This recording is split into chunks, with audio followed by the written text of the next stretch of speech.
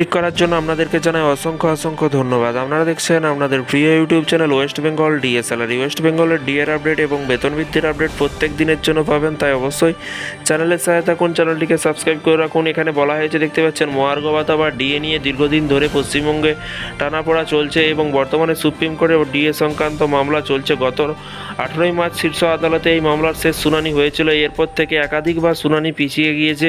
এইদিকে বিগত প্রায় 2 মাস ধরে অপেক্ষায় বসে আছেন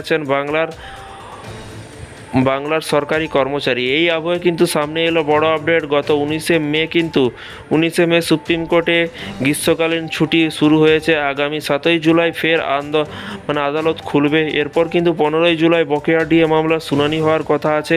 ওইদিকে কিন্তু ডিএ মামলার তালিকাভুক্ত করা হয়েছে কিন্তু শীর্ষ আদালতে বিচারপতি হৃষিকেশ রায় ও বিচারপতি প্রশান্ত কুমার মিশ্রের বেঞ্চে শুনানি হওয়ার কথা এবং শুনানির দিন কিন্তু দশেক আগে কিন্তু ডিএ মামলা নিয়ে কিন্তু সামনে এলো বড় update.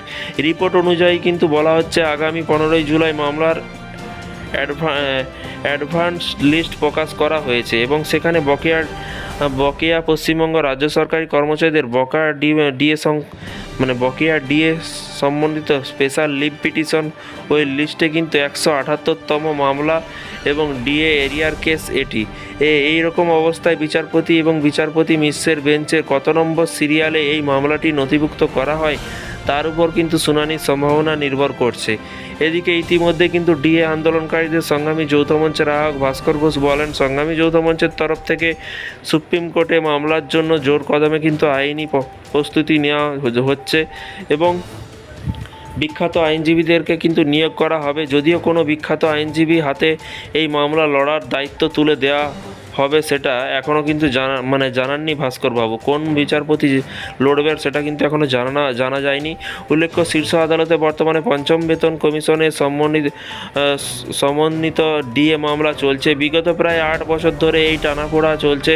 State administrative tribunal, Kolkata হাইকোর্টে এই মামলা কিন্তু সুপ্রিম কোর্ট অবধি কিন্তু এসেছে। আপাতত শীর্ষ আদালতের মুখ চেয়ে কিন্তু রয়েছে এই রাজ্যের অঙ্গু নীতি এবং সরকারি কর্মচারীরা। তো ফ্রেন্ডস, বিষয়টি বুঝতে পারছেন, শুধু অপেক্ষার পালা। 15ই জুলাই কিন্তু দেখা যাক ডিএ নিয়ে কি বলে কোর্ট।